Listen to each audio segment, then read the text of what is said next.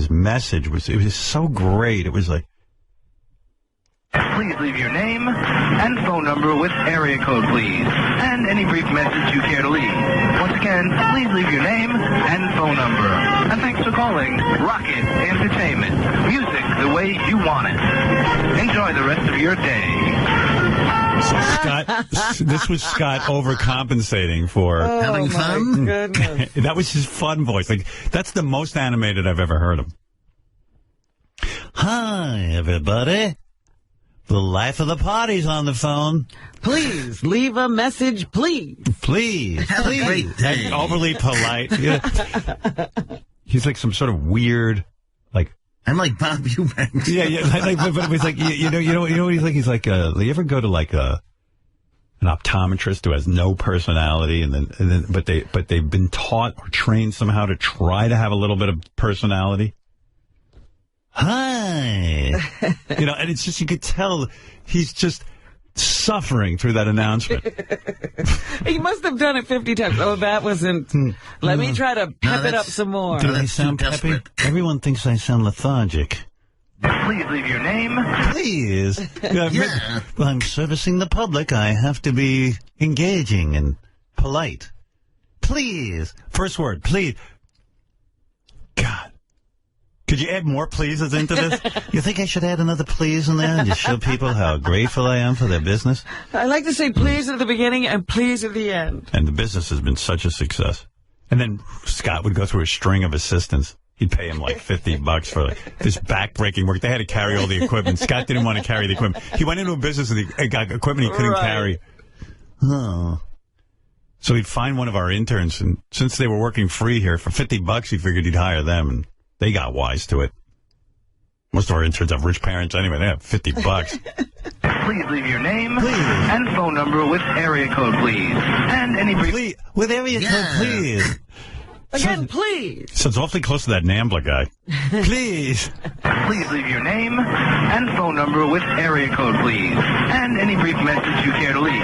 Once again, please leave your name and phone number.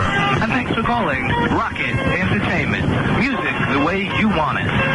Enjoy the rest of your day. Enjoy the rest. I hope I've swept you off your feet. Kelly, by now you've probably signed on the dotted line with my exuberance. I bet you've been turned on. I've got the kind of energy no one can turn down. It was that third please that got you. Please, please, please, and thank you, and have a wonderful day. Admit it, I've grabbed you. And the only people hiring him for parties were people who listened to us and wanted to goof on him. Like they'd make him wear his toupee. But remember the day, he did all this for this money, and then he put the money on the top of the car. And then he drove away and it blew off the top of the car. Oh, yeah, I didn't end up making any money on that job. And then very quietly, he didn't want to admit to us, but he hated the business and stopped going out on jobs. Yeah. And then one day we're like, hey, how's that Rocket Entertainment? I've stopped operation for a while. Nobody's celebrating. Nobody's having any parties. Yeah, parties. It's a very bad Nobody's economy. getting married. Nobody's having a birthday. I only get funerals now. Everybody ready? Come on. I haven't heard this in years. Everybody ready? All right, Aaron, come on. You're going to... The saddest. I want to make a movie about a sad DJ. Come on, everybody. And then he had his outfit that he wore, like it was black tie, Right, he was always in a tuxedo. And then the ultimate humiliation. Scott was forced to learn all the hand moves for hands up. He had the whole choreography. Oh yeah, and he handed out stuff too. And they get to the part with your heart, he'd point to his heart and then reach. It was so heartbreaking. That's like a heart massage. Yeah, it was like, oh my God, of all the occupations for him to pick, I'm the life of the party. But he never grew with it either, like how these people bring in dance troops and all that. Scott didn't do anything. Oh, I can get dancers if you want them. Like it was that kind of attitude. If you really want that, I could get it. But do you want to water down this experience? Really? Like if you want a really depressing party, hire Scott. Where's all the equipment? Hey, Scott, where's the equipment now? Because he had to do. I bet he sold it. It's better than that, Howard. What? It's better than that. Where's our money? Hold on, Scott, go tell him. I want my fucking money. That's long gone. we get the equipment. Yeah. I'm fixing up my house. I want my money back. Where is the equipment now, Scott? I have it in my house. Oh, you do? Yeah, but I mean, it's the equipment's like 20 years old. Oh, all right. Well, I'm just asking. I mean, I replaced some as I went and updated. Scott, didn't you tell us the other day that you left some of the equipment at K-Rock and they lost it? Well, that was my that was one thing. That was my turntables and my console. You left them at K-Rock? No, they rented that equipment from me for a while. And then when we left, I tried to get it back, and nobody could figure out what the fuck happened to it. Oh, my goodness. Typical Scott. Yeah, and I kept trying to get it back, and, they were very expensive turntables. Want to lead us in a hands up right now, or no, have you forgotten that's not going to happen. So when did you quit the business?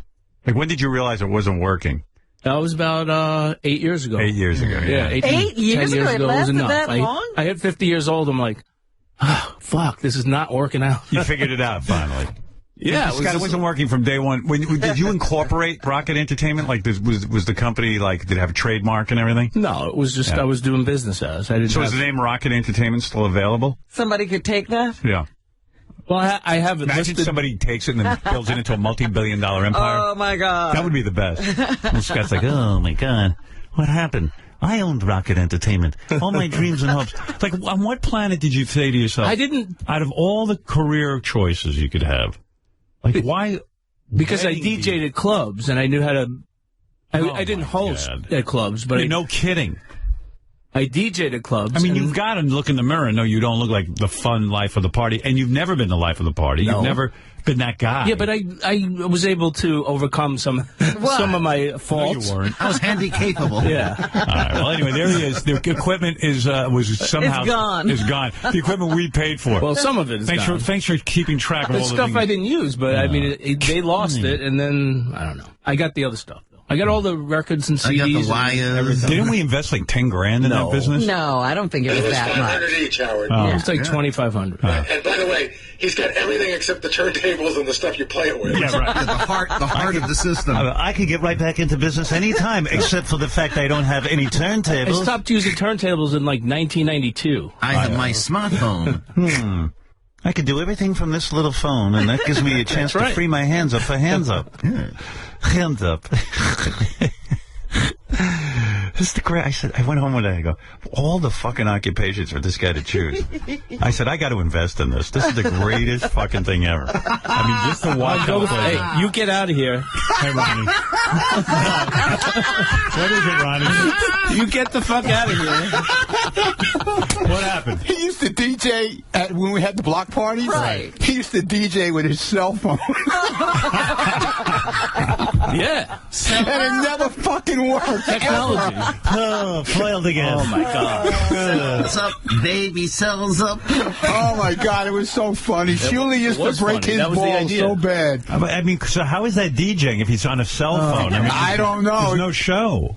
That's all you need. He's a guy, but that's like turning on Sirius and having a party. That's all you need is a cell phone. He used to come in and look. He used to tell, "You need this. I need this cable. This cable. I need this cable." Why didn't he bring his own fucking cable? I don't know. Exactly. I think he did. No, he did. He went out and bought a cable. I gotta plug in my cable. Yeah. Oh my God, it was so funny. They don't DJ with much more than a cell phone these days. Sure. I see these guys with big rigs. This whole EDM movement and You all. know, Avicii does it with a smartphone. Oh. Yeah. I'm Avicii. They all use computers now. Yeah. Well, of course, One little laptop. This guy was it DJ Hollywood uses just a laptop? I still keep. They my use some hand. other gear, but I still keep my hand in the business. The best was the cell phone, dude. I mean, while I'm retired, I never try to worked. keep up with the technology. I'm like what you call a legacy performer. Yeah. I try to stay with the times. I work off my cell phone now. I'm old school. No, I'm just old. No school involved. I remember him at Howard TV Christmas they party. hired him for the Christmas party. Yeah, and Joey party. Boots was his roadie. Yeah, right, yeah. And they were both in tuxedos. It was the greatest. It was like two penguins. All right, me. boy. You know, walking down memory lane is nothing better, but that was a great business. All right, thank you, Scotty. Thank you. Scott, Thank you. Please. Thank you. the best is your answering machine. Please. Please, please, please. Please. Please. You know what it is? Scott's around us, and he sees show business going on. He sees people making a living in show business, and he's just trying to figure out how to tap into it. Like, even with the stand-up comedy, that was like, then he said, well, I'll do stand-up. It can't be that difficult. But he's like Fred and Ethel, you know. Ricky was in show business. Yeah, right. And everybody else just wanted to do something. Right. Lucy was always trying to figure out how to sort of worm her way. Crowbar her way in. Thank you. Good. That reminds me, I got this is a true story. Another great career move. We get off the plane today, me and Artie, and we're walking through the airport, and a guy comes up to us, and he goes, hey, guy, how you doing? He recognized us. He goes, can I get a picture? And we go, fine. Scott's that guy you don't even want to talk to at a party, let alone to go watch him on stage as he engages you in conversation. Just imagine what he thinks of comedians, that he thinks all he has to do is get up there and have a microphone. He probably sits there in front of the TV and, he turns to his wife and his son and goes, it's really not that hard. I did it for a while, and, I was able to get up on stage and hold the crowd. They were quite boisterous, actually. I mean, it's not that hard. Take a picture. The guy turns to me, hands me the camera, and goes, do you mind? Oh, fuck him. What, do I look like a photographer? Why do I look like a photographer? Photographer? I don't think you got the word out. The best career choice. There's got to be a way. He knows how to pick them. There is an audience for me. I just can't figure out what to do when I get there. Dave Chappelle, Eddie Murphy, Scott Sale. Yeah. If things got some bad, I even started a rock band, and I kicked Scott out of it. It was his band. We took the name of his band, The Losers. Right. We based it on him, and then we kicked him out.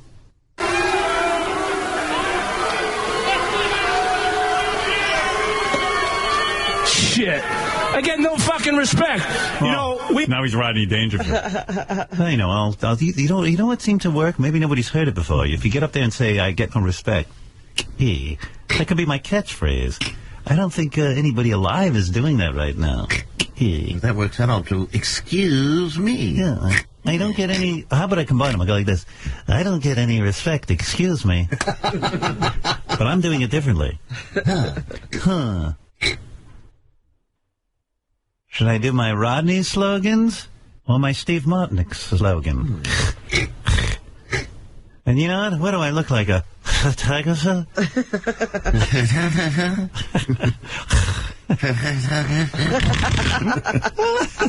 Damn, that COPD.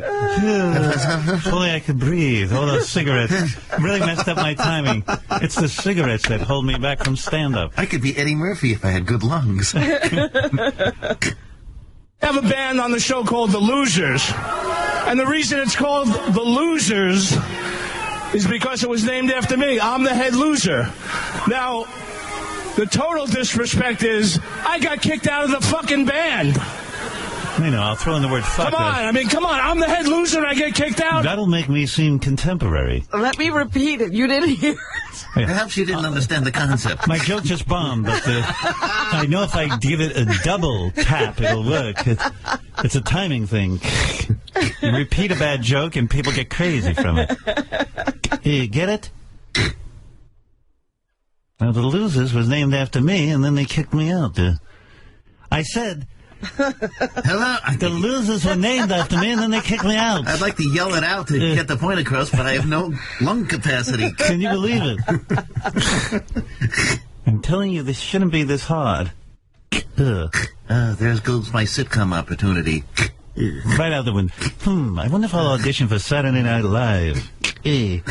What kind of bullshit is that? When I say bullshit, it makes me appear younger.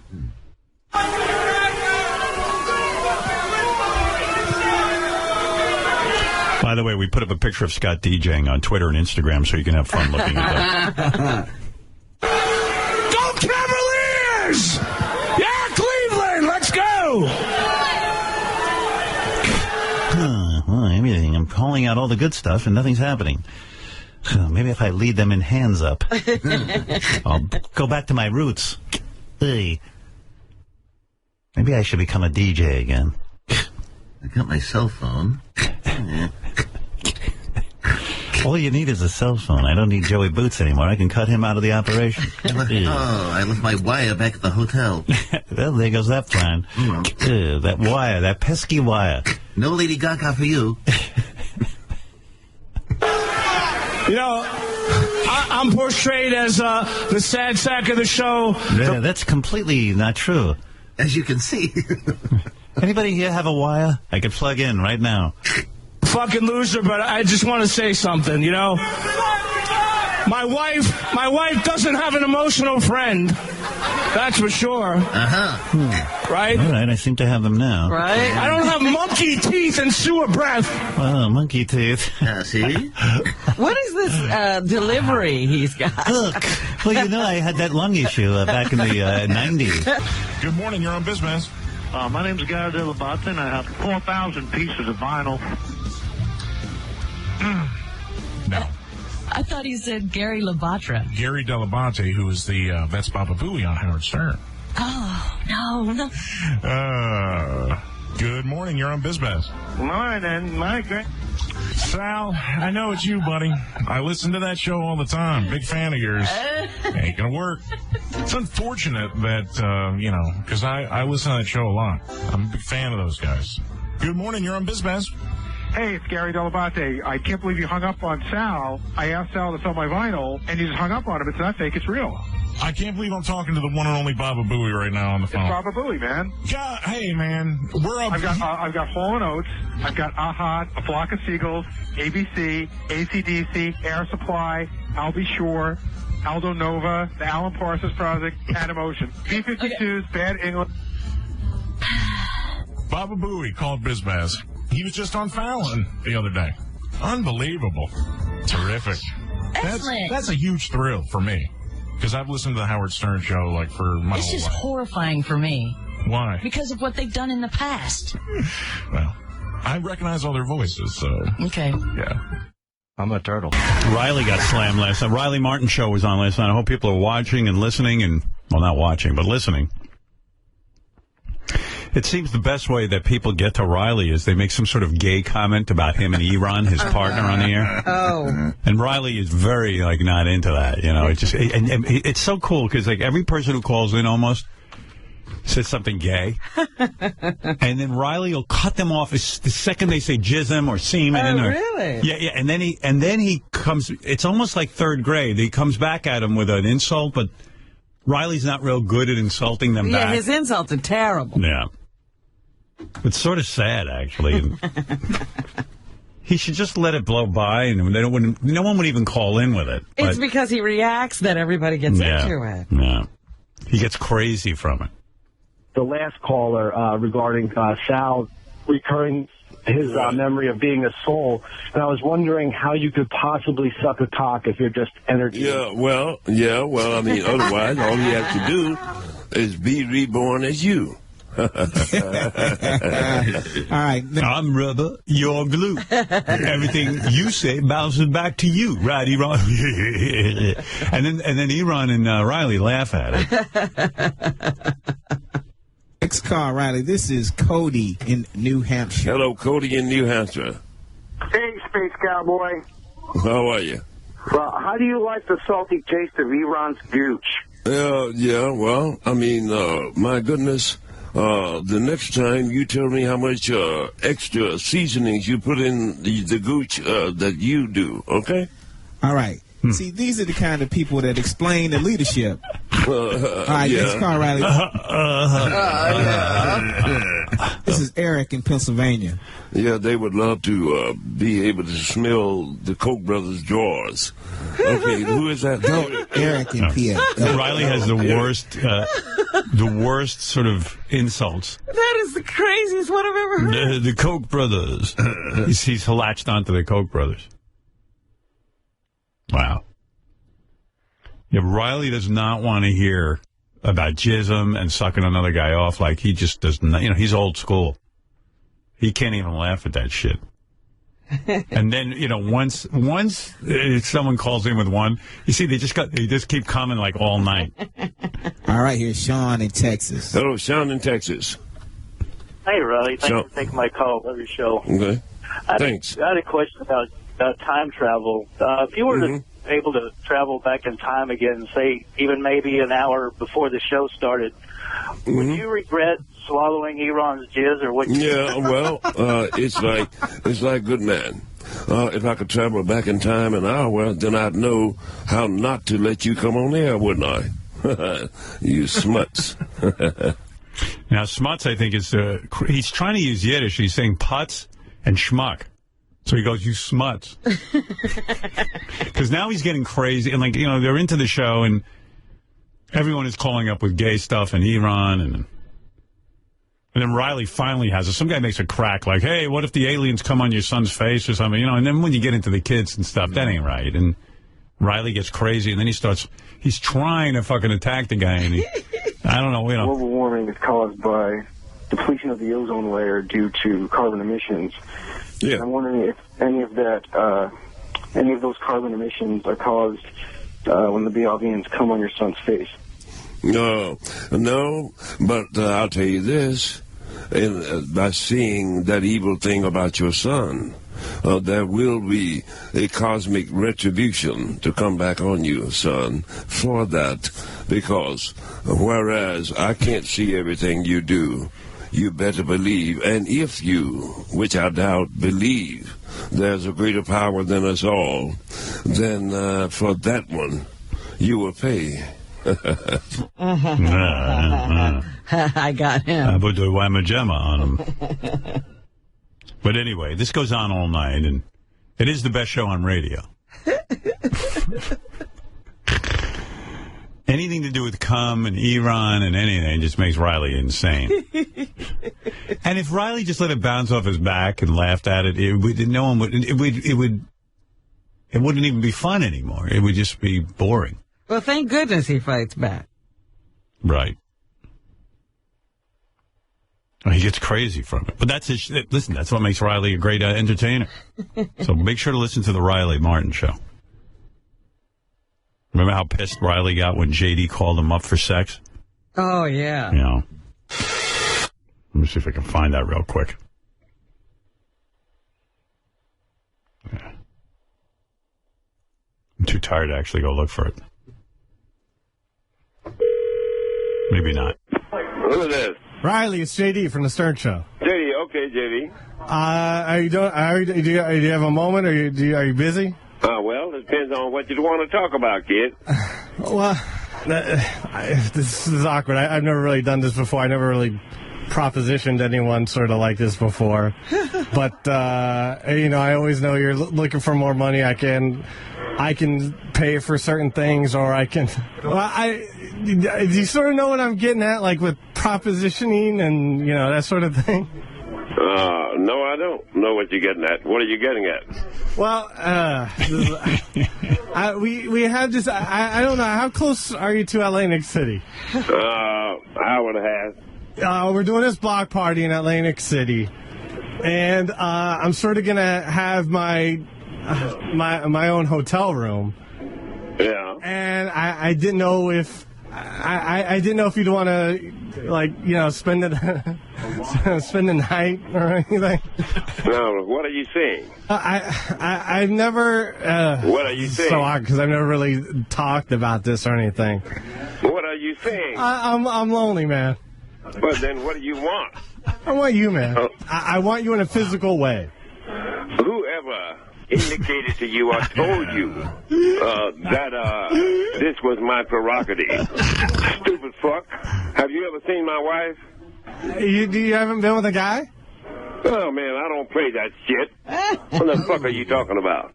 You never, experimented in college? No, get the fuck off the phone, man. Can you just talk dirty for, 2 seconds? And don't call me no more with this bullshit. No, Do you understand? I will kick your fucking ass. Take care now. Yeah, that was the end of that. No romance there. So. Some guys get really bummed out putting you, I see anytime anyone comes on to me as a compliment. Not everybody sees it that way. I'm like, wow, you're attracted to me? Thank you. I'm not into gay stuff, but I can't tell you how honored I am that you'd even consider me. I've yet to have a gay man proposition me. Honestly. Gay people do not find me attractive. That's how you know you're not attractive when gay people don't find you attractive. Because are they are the ones. Yeah, they're very honest, and they're like, you're just not attractive. Now, had Riley said yes, it would have been a great bit, because we would have made JD go through with it. We would have gotten the hotel room and everything and taped it. But unfortunately, Riley does not go that way. Hey, Fred was playing that Coach mixed in with music before. Way back! That fucking guy, the strength coach for Alabama's football team. Bow, bow, bow, bow! Gotta get locked! Gotta get locked! Gotta get locked! Gotta get locked! Bow, bow, bow! Gotta get locked! Bow, bow, bow! Gotta get locked! Bow, bow, bow! Gotta get locked! Bow, bow, bow! Gotta get locked! Bow, bow, bow! This fucking guy works into music. I'm telling you, he's good. Every song it works. All genres. Oh, let's go! Oh, let's go! Oh, let's go! Funk, rap, anything. Let's go! Pop. You like that? Yeah. Blitzkrieg Bop with that guy, whatever that guy's name is. What is that guy's name? I don't even know. Music the way you want it. Hey. All right, let's go to Webb. Webb, you're on the air. Dude. Do. Do. Do. Do. Wait, let me get this off speakerphone. Go ahead, Do. Do. Do. When you first went to satellite, you were talking about changing the opening song to the Chambers Brothers, Time Has Come. Yeah, that's a good song. I think you should really do that. Cause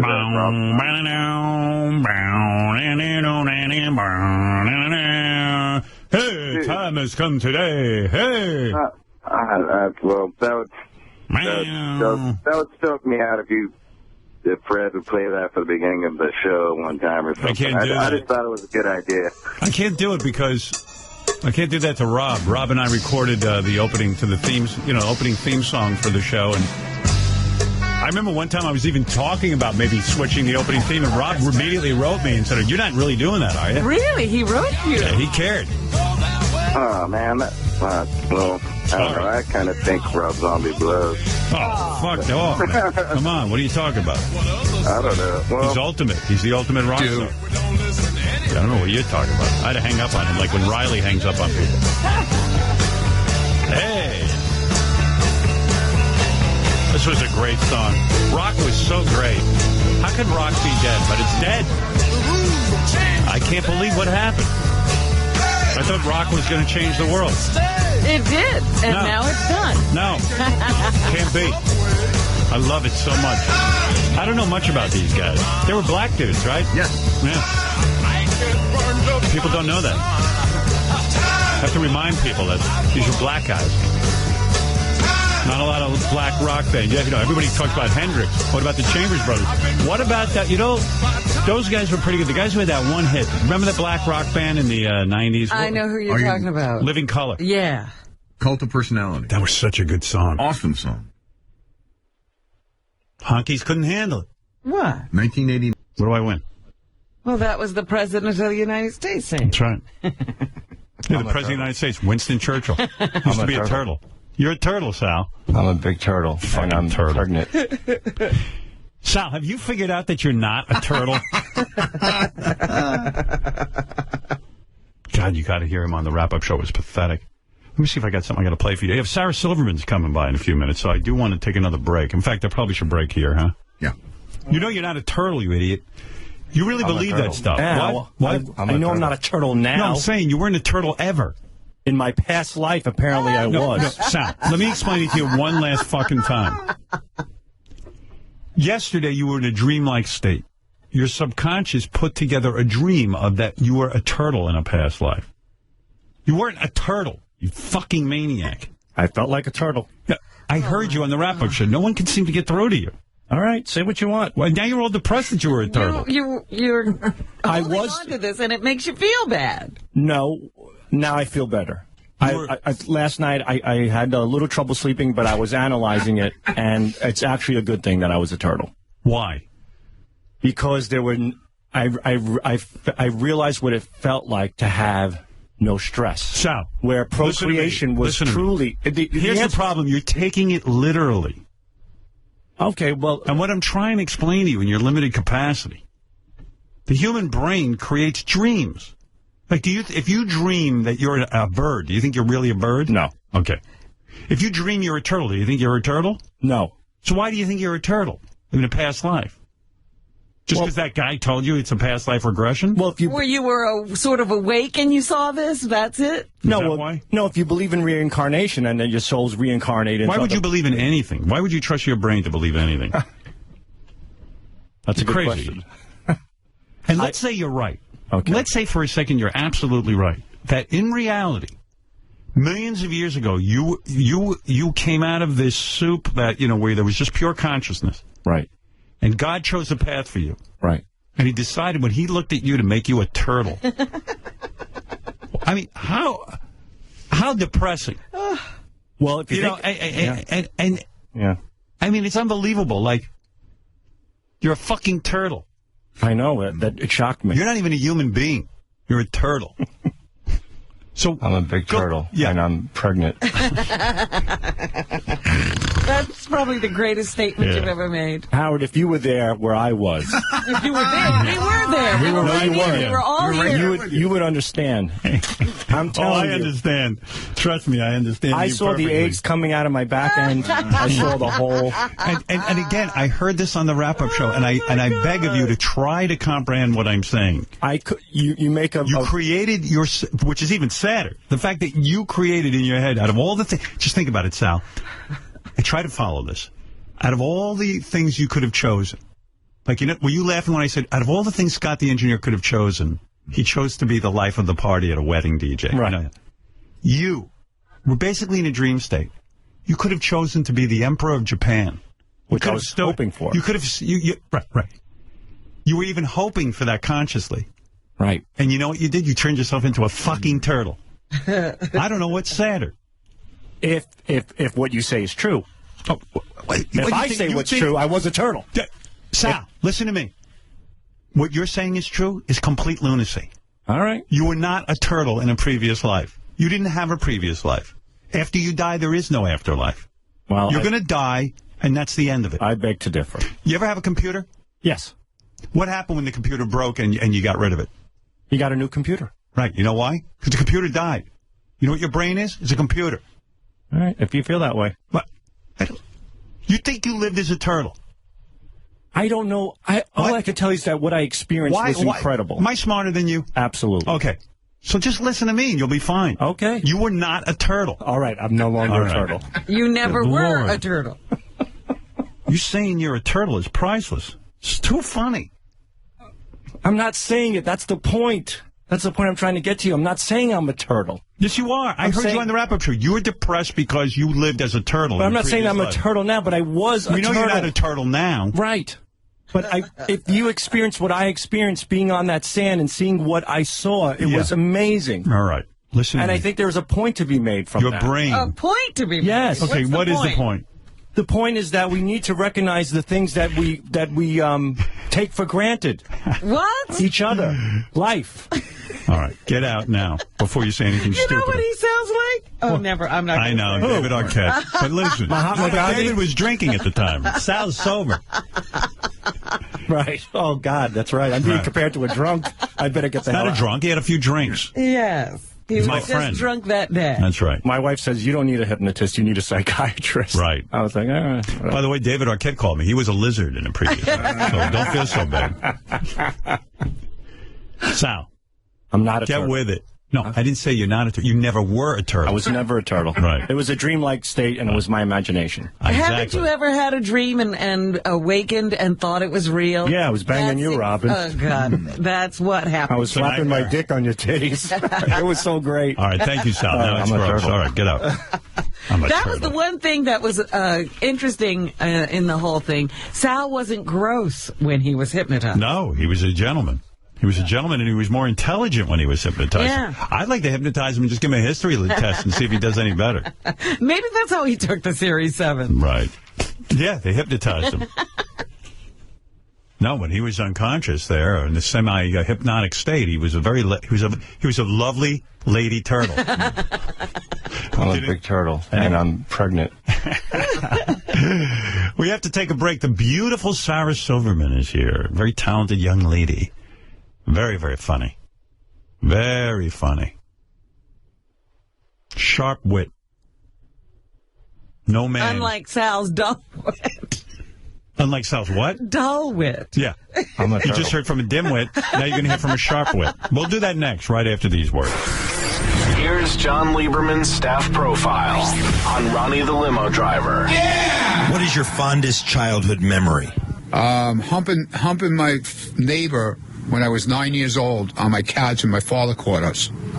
What type of woman do you prefer? Smoking hot, man, and she has to squirt. What is your favorite sexual position? Let's see. Well, I love missionary because you can get in there real deep. But doggy style is pretty good, too, because I like slapping the ass. Where do you see yourself in 10 years? In the fucking ground, dude. The Howard Stern Show. Steve, what's going on? Yeah, Bigfoot, he's a big fan of yours. That's why. You want to talk to me? You want to say hello to him? Yeah. Would you mind? He said he would. I don't care. I'm willing to do anything you want me to do for you guys. He said he'd be happy to talk to you. Hold on. His name's Steve. All right. Steve, what's up? Yeah. You realize this Bigfoot you're talking to? Who is this? Bigfoot from way up north. You know where Canada is? Yes. All right. That's where I live in Newport, Vermont. Know where Newport is? Yeah, of course I am. You sure? Yeah. You sound like you're pretty hot. It is. Who are you? What? Well, your name's Steve? Yeah. Oh. Who is this? This is Mark Jr. That's my real name. Huh? My real name is Mark Jr. Well, what? Am I talking too fast for you, or do you want me to go a little slower? Yeah. Mark Jr. Huh? Forget it. It's over your head. Come on, speak to me. Be fucking real to me. Don't be so fucking retarded. Don't hang up, fuckface. What did you call me? Hey, listen here, fuckwad. We got some unsettled business we got to settle with. Yeah, he's telling me I'm a fuckwad. Steve, don't fuck with Bigfoot. Just talk to him. He's a huge fan. You say you're sorry. Hold on. All right. He's all pissed off at me. Huh? Huh? What? What? You ready to talk to me in human fucking words, or, Oh, all right. I'm in New York. You are? I'm in New York, too. Big deal. Yeah. What street are you on? Hey, you're pissing me off. What do I have to do? Come right down there, it is? Bring it right on. I'm fucking got plenty of energy. Take on the world. Sure I will. You don't even know where the fuck I am, retard. I'm in New York. Steve, what are you pissing him off for? Oh, all right. All right, hold on. He said he was sorry. Yeah, we apply this again. Hey, motherfucker, stop hanging up on me. I didn't hang up on you. I passed the phone to somebody who's being reasonable. And I'm a fag. Oh, you are? Yeah. You got a little buddy to go along with that? Goes along with you? I'm all guy is. Yeah, what kind of game are you playing? Hey, motherfucker, I am not a motherfucker, excuse me, what? Come on, speak to me. I'll speak to you. If I find you, I'll tear your head off and shit down your neck. You understand that? He's all pissed off at me. No, you don't know what you're dealing with. Try coming and seeing me in person. What's your fucking problem? Set them free. Sarah Silverman has a comedy special, We Are Miracles, debuting this Saturday night at 10 o'clock on HBO. Sarah even has a new music video out called Diva and a YouTube channel. There's Sarah. Hey now. What's happening? Beautiful Sarah Silverman. Looking good. Skinny, too. Yes. My theory is after the Comedy Central roast, where they were doing old age jokes about you. You think she had to pull herself together? I think you went on a diet. Am I right or am I wrong? No, I was thin then. Why, when you did your movie and you did a nude scene, why did you put 20 pounds on? Are you wrestling with your pocketbook? Yes, it's all caught up in her headphones, everything. She's so not a girl. She doesn't even know how to remove her pocketbook. You're so funny. I said that I put on weight for the role just to cover my ass. I didn't really. I did yoga every day before. Oh, you did? Because your body now, I watched you on Jimmy's show when you went on. Mm-hmm. I had a couple observations about that, but I'll tell you those in a minute. But when you've lost a lot of weight. Was I fat? No. But now you're... Yeah, like, you know when you think somebody's big boned and then they lose weight, you go, oh, they weren't big boned. That's right. It's like that. Sarah, I found it fascinating. I couldn't wait to watch it. You dated Jimmy Kimmel. I don't know if you know that. You dated him for many years. Yes. How many years? 4 years? Something crazy? More. Was it more than 4? Easily 6. 6 years. Okay.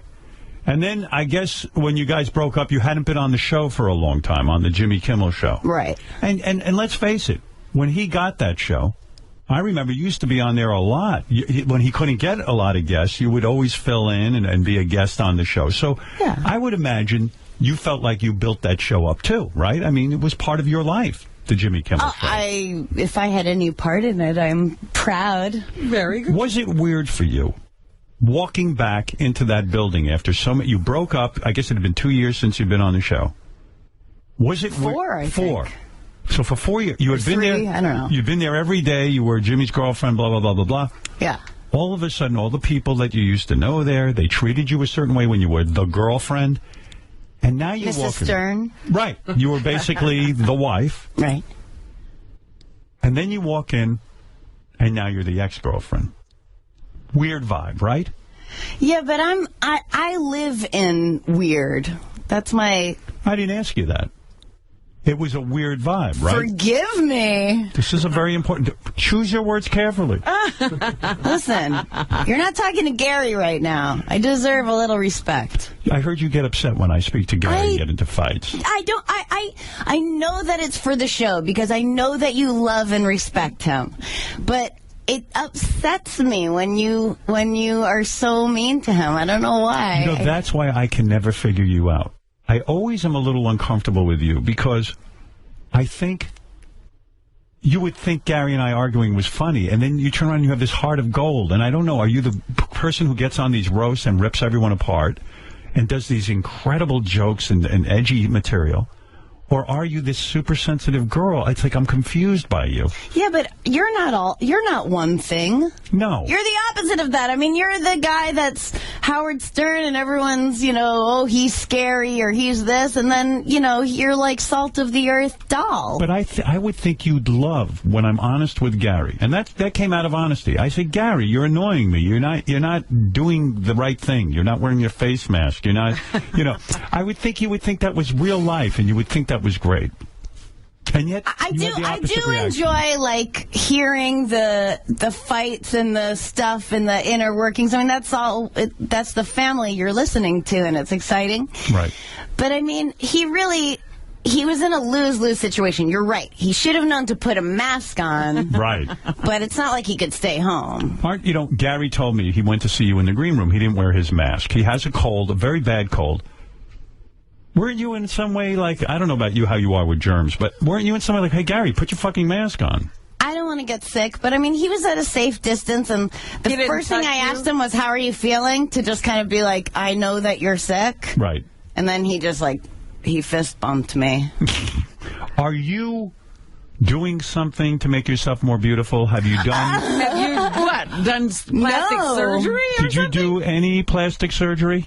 Are you serious? serious? Yeah. No, I've never Did you done Botox? anything. Never. Because you are very glamorous. But I have wrinkles. I have, I don't I really move see my it. face. I don't see it. Did you get breast implants? In other words, to perk them up or something? Because, no. I know I have big, heavy Jewish boobs, But when I put them on a shelf, they're particularly delightful. When I watched your recent appearance on Jimmy's show, of course I had to watch, because I feel like I've observed your relationship with him and all of that. So how could I not watch? Beth was excited to watch it. Oh, we have to see Sarah on Jimmy. Did you go through that ex-girlfriend thing where you really wanted to look good? Like, it's almost like, you know what? Fuck you. Look how good I look. Well, also, I think on all my previous times I've been on, I dress like sloppy, and and I wanted to, one, be respectful and like dress up, but two, let's face it, I wanted to look the best I could possibly look. Why? I know you're in a relationship. You have a boyfriend. It's not like you're pining away for Jimmy. But explain that. Why is it that? And guys do this too. Why do you want to look your best for your ex-boyfriend? That's a great question. I don't know, but it's a truth. It is a truth. It is a truth. Yeah. Yes. And why? Like all the years you were with him, you didn't dress like that. And I did sometimes Right. as a treat, but you wanted to go on and in some way make him feel bad. Is that what you got from this? Well, of course. You said, look at what you're missing out on. Look at the party you're missing out on. My titties are out on display. I look great. Everyone wants to fuck me. That's what I think you were going for, yeah? I didn't think about it that as much as you. But you are so analytical. How could you not think about that? But could it also be, I just don't want him to look at me and say, thank God I got away? Yeah, I just wanted to look pull yourself nice. together. God, when I'm sloppy, you're like, why are you dressed like a pig? And then I dress up and you're like, oh, you're overthinking this. Whoa. Stop the clock. you many times I see you wear that kind of kooky outfit with the shorts and the stockings, which I don't get. I never got that outfit. Because you don't care. I get it. You'll show up to some award show in a $60 dress. I get it. You're like, hey, I'm the girl who doesn't care. My dad gets very proud about that stuff. Right. I get proud of that stuff. I'm not even your dad.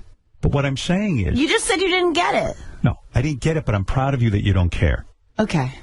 But Jimmy's show you go on, and you looked absolutely that dress was glamorous. $154. Yes, I got it. Where did you get that? You did not buy that on your own. Someone went with you. How come she can't shop on her own? It's a company called Stop Staring online. I know that Sarah can't shop on her own. She did it online, Howard. Just because that one time in the Hamptons when I picked out a shirt that I was actually also wearing. When I went shopping with you and Jimmy turned to me and he says, watch Sarah. She will go through the entire store. She'll look at everything. She won't know what to buy, and she'll end up buying a rugby shirt. Sure enough, we're sitting there. A half hour later, you come out with 3 rugby shirts. That's not, that's an embellishment, Mr. Stern. True. Because you don't know how to shop like a girl. That's not your thing. So somebody must have helped you with that dress. I bought this. I got this at Burlington Coat Factory, and it's very a pea elegant. Pea coat. Well, it has really. a shape. It is nice. Yeah. It is good. It's very cute. So you claim that dress you wore, the sexy dress, was your own creation? Yeah. Wow. Well, I didn't make it. Why are you getting defensive about this? Because I'm looking curious. into your eye. Because you know why? You and Beth are so sweet, and you watched the show. Yes. And I feel like if you thought I did a good job, I would have gotten an email from you. Uh-oh. Ooh, wow. Oh, snap! See, I don't think to do that, and I thought you did Yes, a great you do. job. You always think to do You that. know something? You're absolutely right. And I didn't write you, and now you called me out on it. I thought you were terrific on the show. I thought you handled... Is this disingenuous now? No. Now it comes out. Well, I emailed Jimmy to tell him how great you did. I'm sure you did. No, I didn't. I don't believe me. Yeah, I'm so caught up in my own shit, I don't email anyone. But you're right. I should have emailed you. You know what's funny is I got an email from Jimmy afterwards, and, we email all the time. You do? Yes. Oh, that's weird. It isn't weird. That is weird. We're like siblings. We're You email each other? Does Molly read the email? any emails between us could be read by Molly. None of them are inappropriate. Do you make sure that, like, you always go, hey, say hi to Molly? I do. Yeah, I do. You know, I don't have anything going with you sexually, but even when you write me, you go, say hi to Beth. Like you're afraid that I'm somehow going to misinterpret. We can be friends. You don't have to always say hi to Beth. Oh, that's just because I love Beth. Yeah, but why don't you write Beth then? I do sometimes write Beth. Oh, I thought you were writing say hi to Beth like, hey, don't get any wrong ideas here because I'm emailing you. That is a cognitive distortion by your very own self. Don't use words like cognitive distortion. You'll confuse me. You know I can't follow that. It's not math. So take it back now. When did you get the call? Oh, but I wanted to say this. So I got an email from Jimmy after, and the subject line said, hey, great job tonight. And then when I opened it, it was just pictures I had never seen of me smelling Richard's balls. Just like a million pictures of them. I was like, I've never seen these. I don't know. Oh, that's so funny. That was a great appearance when you came on and smelled Richard's balls. That was crazy. Wow. Well, looking at him in a photographic, in all those photographs, I was like, oh my God. Well, I mean, he was just spread eagle with his asshole and his balls and his teeny tiny flaccid penis. His is bigger than mine. Is Jimmy bigger than Richard? Yeah, what? Richard's teeny tiny. I mean, think Jimmy's cock is bigger than Richard's? Richard has a small cock. He does? Wait, I've never seen it. Mine's smaller. I've never seen it. You have to see it hard. I've only seen it flaccid, but it looks like a button in the pictures. Mine is flaccid. Mine is smaller than his. Okay, but when it grows, I get 6 inches. That's it. That's a lot. That's it. That's 6 inches is a lot. Do you measure from your asshole? I measure from my taint. No, I measure the normal way. We measured on the air. I do grow a lot, but that's all that matters. I know. And you're saying that Jimmy Flaccid is bigger than Richard? Absolutely. Wow. I don't know if this is not Jimmy. Very respectful to my friend Molly. No, not at all. But I feel I can at least say that. Did you see Molly when you went to do Jimmy's show? I didn't. You did not? Of course not. It had to be difficult for her. Well, I don't know if it's that. I think she writes the whole show all day long, and as soon as it goes on the air, her work is finally done, and she has to start for the next day. What are you laughing about? Well, that's ridiculous. Listen, I don't know if it's hard for her, but I bump into them all the time, and Molly and I go off into a corner and gossip. And Molly is so sweet and so smart that she knows not to make a big deal when you come on. But I think she knows better. I mean, they're a great couple. But think they belong about it the other together. Way. If Beth had a talk show, had her own talk show, and her guest was going to be her ex-boyfriend. The model? The model. The ex-boyfriend. And I had to sit there and watch it. I would go berserk. I don't know that I could handle it. But we've got to assume that Molly's more secure than you are. Well, let's hope so. Lord.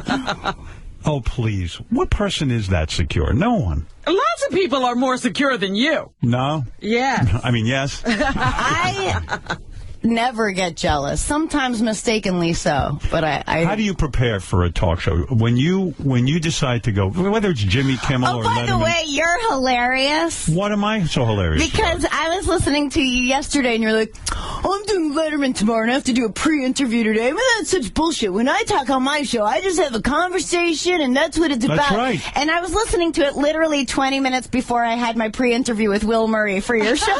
Well, he didn't share any information with me. I know. Well, I said to Will, just jerking you around. What is this pre-interview? It's a decoy. Nothing we talk about comes up in the actual interview ever. Do you want to know something? This guy called. Normally, I never talk to a pre-interview. Right. When I do Letterman, in the past, I made it a thing. I will not do a pre-interview. Plus, when you go on, you have like your agenda, and it's just you talking. And I hate that about Which I me. love. I love it. But the thing is that I didn't want to have an agenda. I had a plan this time. I'm going on Letterman tonight, and I said, I haven't been on Dave's show in a while. Let him fucking interview me. Let's have a real conversation, like you and I are having right now, a real conversation. Let Dave ask me questions.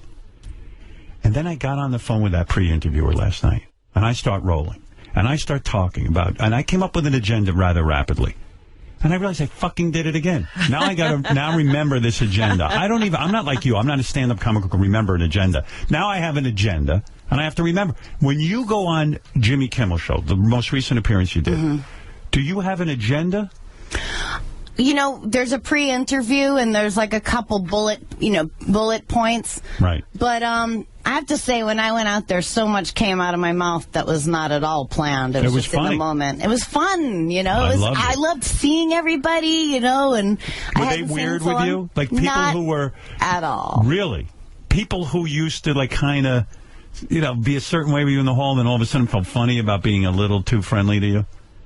I don't think so, because Jimmy and I get along, and Molly and I get along, and there's no like there was no head weirdness. thing. I still can't figure out what happened with you and Jimmy. Oh, I loved him so much, but I have a theory. I get to love him so much as a friend without any, you know. You didn't have any old feelings? No. I mean, I can't believe how handsome he looks, like a celebrity. Yeah, right, because he lost a lot of weight. See, his hair looks like hair. Shape. Yeah. He just looks like a star. So Absolutely. wow. He transformed himself. Don't you think? Yeah. Every time I see him, I laugh. You're talking about Sarah getting herself together. Jimmy got himself One together. time he sent me an old picture of him, like, heavy, you know, that wasn't fun. He goes, I can't believe you ever dated this fat slob. I was like, I loved that fat slob. So you find him more attractive now? I don't. What? Yes, aesthetically he is So he's very more handsome, but attractive no old feelings. He's like a. He said it best. We're like brothers. Still happy. Still happy you made your decisions, because the way I understood it, and then I'll get off this because I have a lot to ask you about. But the way I understood it was that he broke up with you first. This is my... Yes. Yes. I mean, he might not admit that because he did it. He's so inexperienced with love and relationships. He got married at 19, and then he went right to me, and I remember begging him to date other people just so he saw what he was getting. You know? Right. At the very least, totally. But he's like, I'm not like that, and he isn't. And what was my point? What was the question? The question was... Oh, well, I was telling you. I think what happened there, he broke up with you. That's what I'm saying is, I feel like he did and I don't think I'm speaking out of school, but like, he kind of did the thing where he made my life miserable until I broke up with him, but he was breaking up with me. Right. Like so that high school. So he broke up with you. Mm-hmm. You guys somehow miraculously got back together, because remember you were together at my wedding. Yeah. And then you broke up with him, which was so interesting to me, because you could never really trust him again because he had already broken up with you, so you had to break up with him. But he was heartbroken because he had come back to you. Yeah, well, you know, so now, it either works or it doesn't work when you get back with somebody, so you know. I never really kind of got over the initial breakup. Yeah. So are you sorry that you did that second breakup? No, why would I be? Because, I don't know, maybe you're having regrets. See, Jimmy now looks like a star. No, not Show's at all. on at 11:30. I feel like I get the best of Jimmy, you know? And so does Molly. I mean, they're a fit, you know? You can't both get the best of Jimmy. Well, because they're meant to be together, you know, in that way. I think they're a great couple. Yeah, they are. I love her. I mean, I don't know how. I personally don't think I could work for someone I'm in a relationship with, but that's because I have my own agenda. You know, her job has always been writing for Jimmy. You know what I mean? So it's like that is her agenda. She's, you know what I mean? Like and it's a really good fit, you know? My guess is she will leave the show and get her own thing going. Well, she easily could. She's very talented. Aren't you sweet? I'm not being... Are you trying to paint her as some shrew who really hates Molly? No, I'm not doing anything. I want to give you what you want, but what you want isn't just simply not the truth. Oh, please. You know? I'm not getting the truth now, that's for sure. Oh, this isn't the truth? No, the truth is somewhere. It's somewhere in the ether. Bitterness is aging. What are you saying? Well, you do look younger than ever, I have to say. Do I look like I've done... I feel like when people inject things to their face or do things, it looks crazy. I agree with you. I think it was so weird on this... I saw you on the Comedy Central roast. It was the roast of James Franco. Yeah. And you showed up, you looked beautiful, and you were doing your thing. And when they attacked you, when all the different people would get up to attack Sarah Silverman, they would talk about how old you were. I was weird. Completely surprised by that was the angle. Like, say I'm a whore, say I'm hairy, say there's so many things. Say I'm a man. Yeah, say I'm a man. And by the way, like, I don't want to complain about it with, like, I want to protect Seth and Jonah and the people that made those jokes because it's a roast. Like, that has to be a safe haven. Understand that. I said brutal things about people. Right. I just was surprised by it because, I mean, I wasn't even the oldest one on the dais. When did you become old? I know. And you want to know something? And also, like this joke that Seth said. Yeah. Like, that's an old joke. That's a formula joke. But it's like, he goes, this next roaster was one of Maxim's Hot 100 in 2007. It's like, the punchline's supposed to be like 1985. Right. 2007 isn't that long ago. It's 6 years ago. Yeah. But it shook you up, didn't it? Like the roast isn't supposed to get to you, but it got to you. It did, and I think roasts tend to get to people. It got to me. I think I needed 2 days to process, but I feel like ultimately it was good because I figured a lot of things out. You know, like I really want to get to a place where I'm embracing aging. I want to embrace the wrinkles on my face and the things, because when people shoot up their face, first of all, it's just so not comedy. Although I love Joan Rivers and I think that she actually looks incredible. But Well, here's my take on it. It's just not my thing. I'm a guy, so I would never do that. But, you know, for women, it's a tricky fucking road, especially women in show business. But I'm going to shoot up my face and people are going to think I'm 20? But you no, they're not. They're uncastable. But you look at someone like Christy Brinkley, who's been running around looking incredibly young. What is the story with her? She looks facelift. Get out of here. What are you talking about? I think she has a little extra weight and she has that baby face. Are you high? What? You know. She's under. Of course she had a facelift. But it looks so good. She got a good surgeon. She's a good-looking woman. I mean, she's in her 50s. She eats babies. Who knows what she does? It's unbelievable. She's 59 years old, and she looks fantastic. So my point is, as much as you think, because you were a young comedian, as you get older... I've just been around a long time. Yeah, but as you get older, you're going to be faced with that. You're going to go, oh, I can't believe women do this to themselves. Oh, if I put a little Botox in these laugh lines, blah, blah, blah, blah, blah. You're going to get in that position.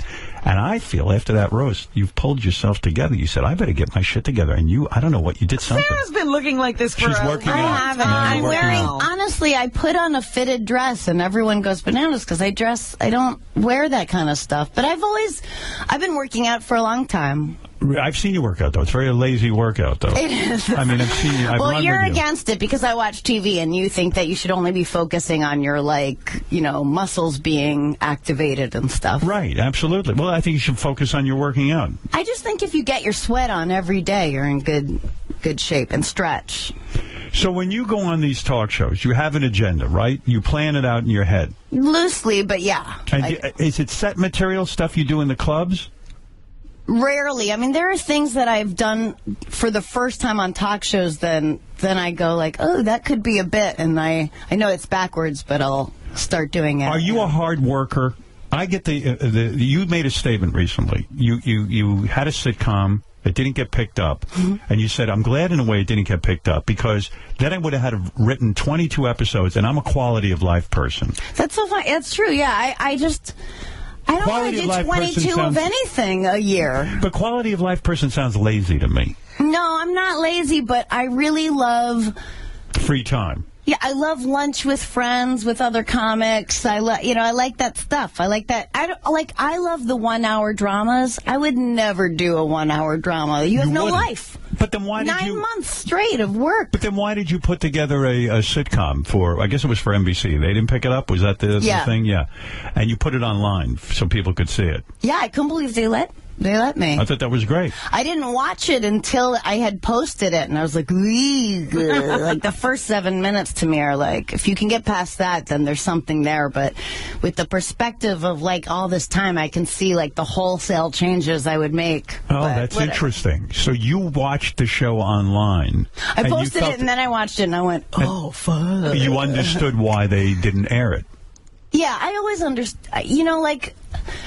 I'm just not made for network, and it's not because I want to say pussy on the air. No, you are made for network. You haven't figured out the formula yet. I don't like that lifestyle in terms of creating a show and being in the behind the scenes of it and everything. There's just...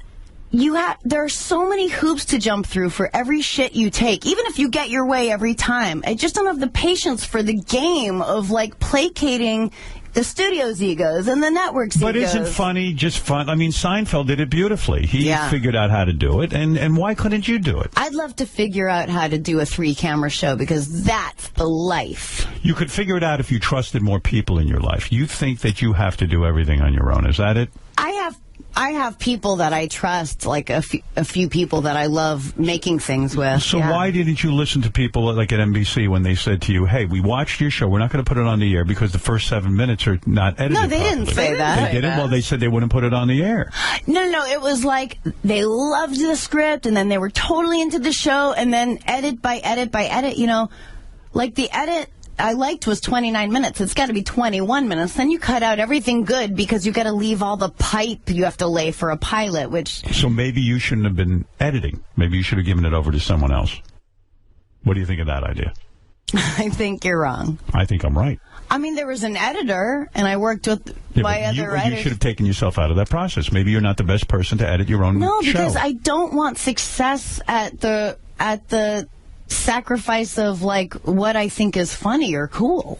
I'd rather fail with what I like than turn it over to someone who can make it. But you yourself admit when you watched it back, you said the first 7 minutes were ugh.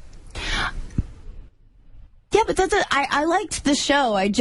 There's so much pipe you have to lay in a pilot. They want you to put everything in. And, you know, Gary Shandling said the smartest thing once, like pilots are always torture to watch because there's so much exposition. But I remember him saying, like, you meet people in the middle of their lives. That's right. And Blow it it off. unfolds. Just let it happen. But networks don't have the patience to go, oh, this will unfold over time. You know, they want to cram everything in, and they're panicking, and it's fear-based, and comedy dies in the second guessing, and there's so much second guessing. But you want to hit sitcom. On sitcom. You want to hit sitcom very badly. No. You do. You keep going back to that well. You keep going back and writing shows. I did one pilot on NBC. You did one pilot, and you did that show on cable for a while. I loved that show. Yeah, so you want a sitcom.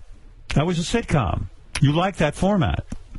I love television. I love watching television. I do love television. I'd love to have the perfect thing that is like, doesn't kill me. Maybe like the Louis C.K. model. When I do it, and when I get it done, that's when we put it on. Totally. But then again, Louis in a moment. Yes. He works his ass off. That's right. And he's in this moment, and he's brilliant. You can't just go like, oh, he did this, so I'm going to do it. Right.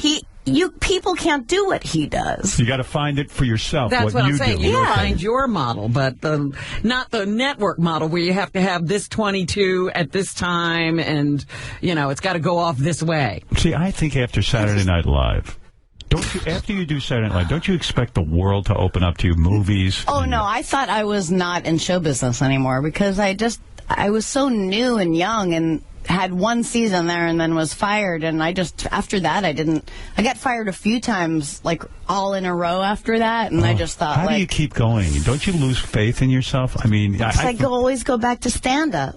And that always revitalizes you, right? Yeah, it's the one thing I can control. Do you love stand-up? I don't feel like you love it. I love it at times. There are high highs and low lows. I don't like traveling and being alone and being in planes every day.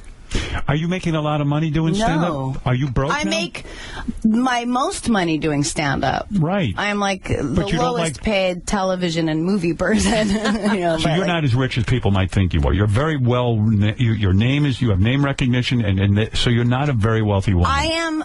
Listen, I'm want for nothing. I keep my overhead low, and that gives me a lot of creative freedom. But I'm definitely like poorest to famous ratio, non-scandal. And you don't have a drive to say, you know what, I'm going to go out for the next 2 years and do tons of stand-up and make a shitload of dough so I never have to worry about money again.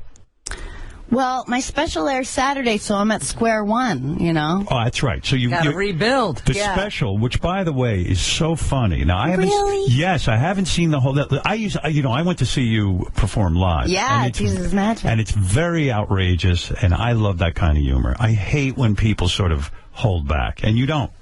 Here, I'll give people an example. Ooh, I love this. This is a bit about that Sarah does, which is so brilliant. You talk about. Even in porn, you can find humanity. Oh, yeah. I like this. This is a great observation. True. Can you imagine, even on the porn set, when a guy finishes on a girl's face, like, hey, Way Good to go. job. You showed Way up to for go. work today. You were not feeling Good well. sport. That's really I was trying to think of a Robin's News song, but I didn't really work on it. But like, if you do that song "Roar," right. I know you love that song. why do you say I love Because that before song? you go out on stage, you listen to it to get yourself pumped up. Where does it say that? I know that. I do. I like. You know. I know I everything about you. I know everything about you. I do like it, and You listen to Roar before you go up by Katy Perry. I like Roar. I like The Climb. I like Party in the USA. I like a lot of Miley's new stuff. Miley is heavy on your playlist? I like a couple of You know, her songs I from like- the new one. I I like- like what feels good in my ear holes. I like what you're saying because it's embarrassing to admit you like some of these pop kid music things. Because if you know, when you think about all the great music in the world, and yet you admit it. You admit that you actually like that music. Well, certain music puts me in a different place, like, you know, and I just, before a show, I want to, like... See, everyone would think that you would be the girl who goofs on Miley Cyrus and says, oh, The Climb is sort of innocuous and it's not something that you could get behind. You know what I mean? And then all of a sudden you come Miley's out... a really deep thinker. I like to listen to her. Right. No, I don't know. The heart wants what it wants. Yes, no one would believe that you like Miley Cyrus. I like so many kinds of music. I like what... I don't judge my ear holes. So, the material in this special is very edgy. Now, Gary said to you in the green room, hey, what is this joke about 9/11 widows giving handjobs? And you cringed at your own material. Was that true? No, I did. That exchange did not happen. It didn't? Oh, but I thought it did. Will Murray mentioned it He in did. our pre-interview. And do you even cringe at your own material? I mean, you Well, go no, into rape and... when someone just says like, oh, you have a joke about 9/11 widows giving good handjobs. Why do they give good handjobs? It's something I made up. Yeah, but I'm saying... There's a context to it in the show. There's a context to it, Explain so it it's to like me. I can't just say, yes, that's correct. It's so dumb. I just say... Are you saying they need to please, or what? Why would a 9/11 widow give a good handjob? I'm just curious of the thought here. All right. Is there a way to explain it? Okay. This was... I say in the show, like, I don't kill the messenger, but the University of North Carolina conducted a study, and what they found was that 9/11 widows give great hand jobs. You know, I'm sorry, I wish it wasn't true, or I'm happy for them and their new boyfriends. And then I kind of sit there, and then I go... And then I admit I made that up. Oh, I see. And I made it up. It's true. I thought about it in a diner, and it tickled me. And I had to say it. I wanted to say it to this audience, but I didn't want to be blamed for it. So I created a frame for it that forced them to not blame me for saying it. It's brilliant. But then they have to take part of the blame, too, because they decided to believe that the University of North Carolina what would they have been pay for a studying? study of... whole thing's absurd. Figure that out. Trauma-based hand jobs? Talk to me about your brain. Like, how does that happen, that piece of material about 9? Where were you when you thought about 9/11 hand jobs? I was at a diner called 101 Diner, and I was sitting there by yourself? No, I was with a couple comics, Jason Mantzoukas, and I don't remember who else was there. It was a while ago, and I just said it, and it made me laugh, and then I tweeted it, and then I deleted the tweet, and I was like, it needs something to take some of the blame off me for saying something so terrible. Article, and you made it an absurd article. Yeah. Right. And then you went out and tried it in front of an audience. Yeah, and I don't... And I probably wouldn't do it for every crowd, but, What do you mean? How do you assess which audiences will like 9/11 hand jobs? For instance, I did a fundraiser for fallen soldiers in Boston. Don't do it there. Yeah. A bunch of country bands, and the whole audience were like decorated soldiers. And I said, you know what? And that is the kind of place that I would like tell myself not to do it, and then I would do it, because and there's something like I that. have that disease. Are your instincts correct? Does something like that fall flat when you do it in front of, let's say, war veterans, when you do a 9/11 hand job joke? I think I have other things I can talk about. So what is that mechanism that forces you to do it anyway? Have you ever analyzed that? Well, I mean, I remember my manager told somebody recently, like, don't tell her what not to say, because she's going to end up saying it. I don't think it's not because of malice. It's like you're putting it in my brain now, and now it's jiggling around in somewhere in the frontal lobe of my brain, and But something more is jiggling around There's there. a problem with authority, I'm sure. Yes, and there's something jiggling around where you want to be noticed at any cost. I don't like to be told what to do or what not to do. You are rebellious. I feel I'm collaborative, but when it comes to like straight up suits that I believe are fear based, Right. I have a distaste for it. Have you done that? Have you walked in somewhere where someone directly told you, like in this case with the war veterans, you're saying to yourself, probably not the best I place. have no desire to bum them out. But have you bucked the system where where someone said to you, do not do this material, and you go out and do it anyway? No, I mean, usually when people ask me to do something and I think, do they know that I don't have a clean set to do, you know? What the hell was that? I don't know.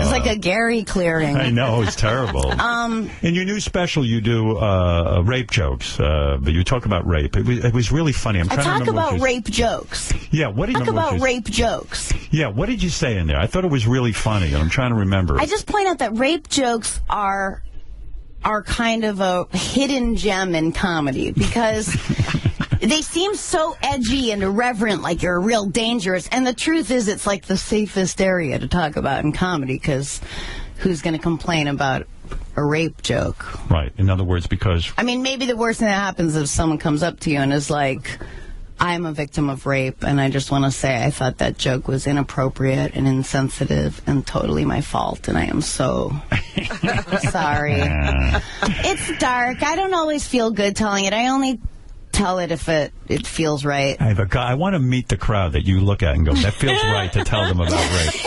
I don't know how I'd feel if I was in that crowd. You know what it is? It's not necessarily the crowd that eats it up. Right. But they understand they're not laughing at the wrong thing.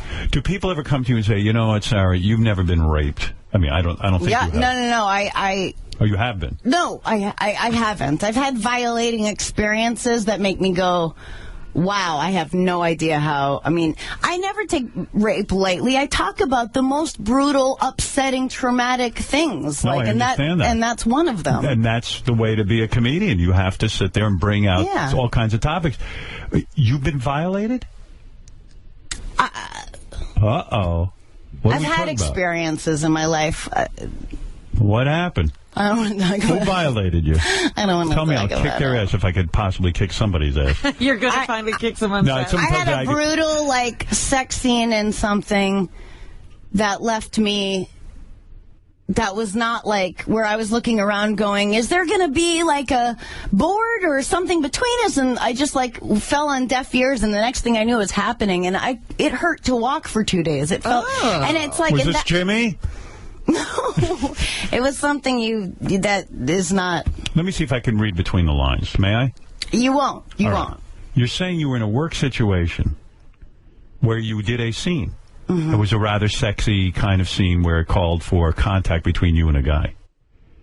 You assumed when you took the part that the scene would be like, hey, we'd be wearing some sort of... Right. Barrier. Someone would have thought beforehand and protected me in some way, and it would be... You get in the scene, and all of a sudden you're like, hey, I don't want to be a bummer here, and I don't want to seem like I'm a prude. So you start doing the scene, and the guy slips his penis into you. No, he is completely naked except for not even the thickness of a sock. Right. I can completely feel his boner. Right. He's not even a real actor. He's an extra. Right. And he's smashing me, fucking the shit out of me in the scene. But I mean, it was very... And you're nude? It was...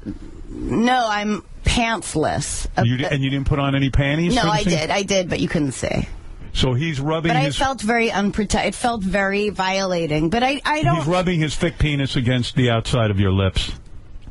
The side of her panties. That's correct. And you could feel everything. Yeah, it felt... It just made me realize, I'm a very strong woman, and this happened to me, and it's not rape, and it was nothing, but it just kind of was a wake-up call, wow, I mean... It is a violation, and the guy could have easily... in that situation, perhaps entered you. I'm being serious. I'm not making a joke. I'm saying it could have happened. It was worse because it was like a hard penis just punching me in the vagina. Right. It's like a baseball bat hitting you in the vagina. Yes. And so Where is this film? Where is this film? You just let your headphones. Where is this film? I want to see you being punched in the vagina with a penis. Where is this film? What film is this? I can't. You don't want to say. Yeah. Have I seen this? Did that make it into a movie? I cannot. Must be Vivid Video. Or did it hit the cutting room It's actually floor? a very funny movie, and But did it make it in? Did that scene make it in? Please, I tell you everything. I'm an open book with you. Go ahead, and? Can we go to the next topic? All right. Have you received anal? No, never. Never, and you never will. Blech. I can't blame you. What guy wants to do anal? I've done it. Yeah, but you didn't even like it. I didn't. I know. But thought the whole thing was gross. every guy wants to try it. Yeah, I thought I was missing out on something. Yeah. It turns out I missed out on nothing. And they don't know until they try. It really is disgusting. It really is. It's like not for the me. tightest vagina that has shit inside. Yeah. Yeah, imagine fucking a something with dirty shit in it. vagina. And you feel that shit. If you're a guy, you feel it. You feel something. You don't know what You're you're feeling. absolutely Oh, wait, right. I made something for you. Wait, can I play something into this? Is this your song? Because I'll play a No. little of it from the special, the Diva. Oh, sure, you can play it, but there's Sarah something wrote else. a song. Yeah. I'll play it for you, and then we'll see what you brought. Okay. All right. Thank you. Now, is it hard to write a song? This song, No. I would imagine took you, what, 2 minutes to write? Well, you know, all the great songs take 2 minutes, right? That's That's what right. Lady Gaga. By the way, you enjoy singing. I know that about you, right? You like it, right? So this I mean, is fun for you. I'm a good singer for a comedian, but I'm not a good singer for a singer.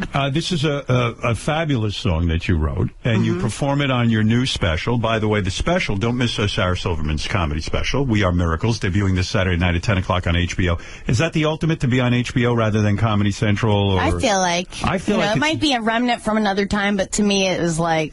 It seems like HBO is the creme de la creme, because George Carlin used to do his stuff and all of that. Yeah, hey, you know, by the way, I saw you did Comedians in Cars Getting Coffee, the Jerry Did yours Seinfeld. come out yet? No, you know what? I thought Jerry and I were getting close.